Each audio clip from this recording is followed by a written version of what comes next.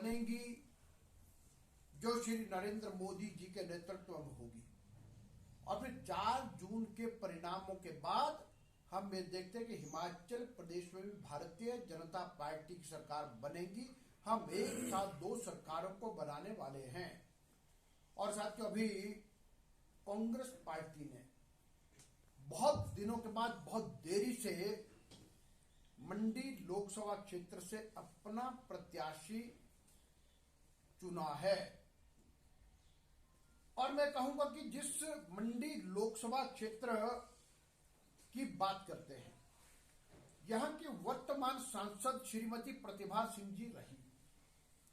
और श्रीमती प्रतिभा सिंह जी ने स्वयं मीडिया को ये कहा है कि सुखविंदर सिंह सुक्खू की सरकार ने हिमाचल प्रदेश में कोई विशेष काम नहीं किया, ना कोई डेवलपमेंट के काम हुए, ना लोगों को कोई राहत प्राप्त हुई। और उन्होंने ये कहा कि केवल मात्र सांसद निधि बांटने से चुनाव जीता नहीं जा सकता। और उन्होंने ये भी कहा कि कांग्रेस पार्टी के कार्यकर्ताओं की अनदेखी हुई, नेताओं की अनदेखी हुई, और इसलिए मैं मंडी लोकसभा से चुनाव लड़ नहीं सकती। और उसके बाद एक मैं कहता हूं कि यदि वे अभी वर्तमान में सांसद हैं तो उनको टिकट क्यों नहीं दिया। और फिर अगर एक ही परिवार में देना था तो उनको भी टिकट दिया जा सकता था।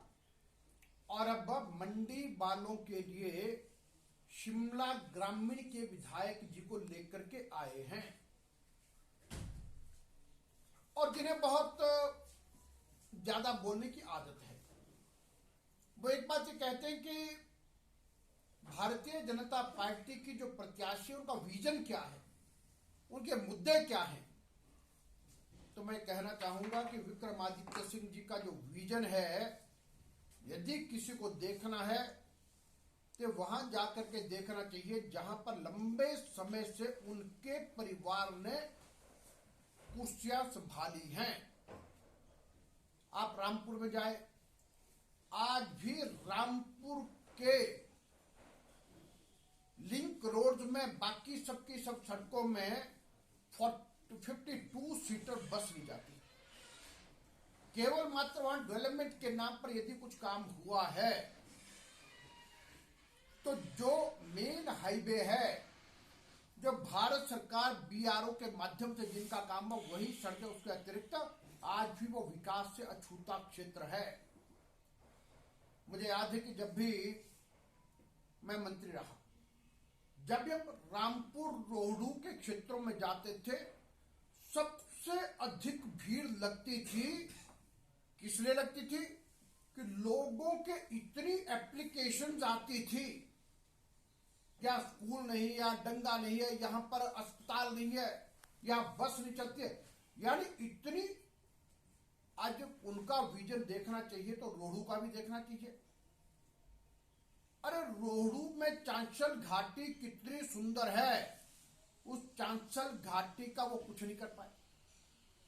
आज भी रोहडू से जब डोडरा क्वार जाना होता है, उस समस्या का समाधान वो कुछ नहीं कर पाए।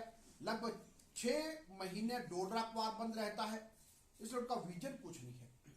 और उसी प्रकार शिमला ग्रामीण के वो गत 5 वर्ष विधायक रहे, 7 साल लोक निर्माण मंत्री बन करके हो गए, इसलिए उनका वहां पर कोई इस प्रकार की कोई विकास योजना कुछ विशेष क्या वो नहीं किया।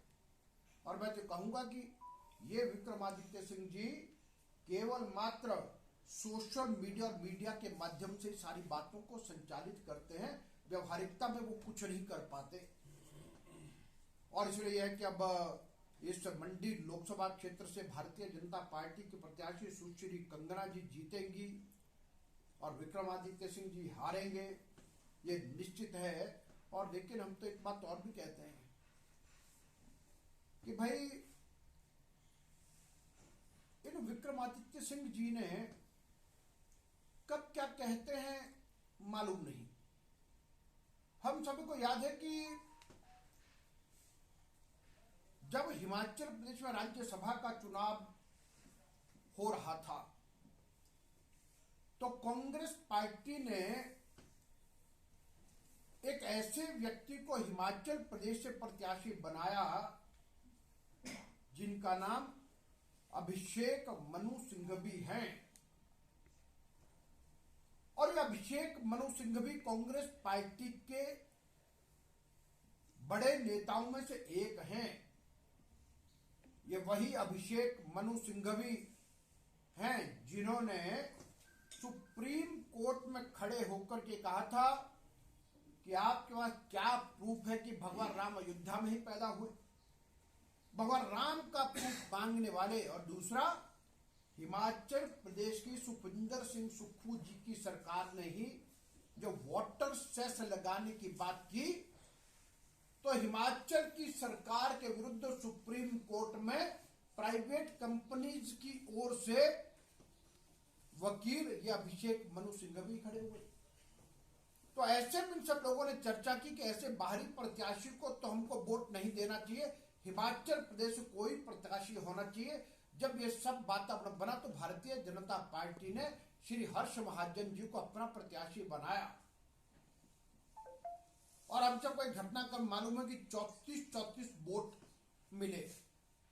और फिर जब पर्ची निकली तो हम कहते होय होय वही जो राम रचि राखा।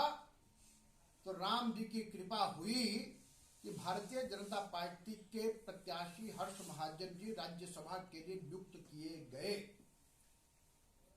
तो भाई एक बात आपको ध्यान में आनी चाहिए कि उससे पहले एक चर्चा थी कि कांग्रेस पार्टी के लोग लगभग 13-14 विधायक ऐसे हैं जो अभिषेक मनु सिंघवी एक बाहरी व्यक्ति है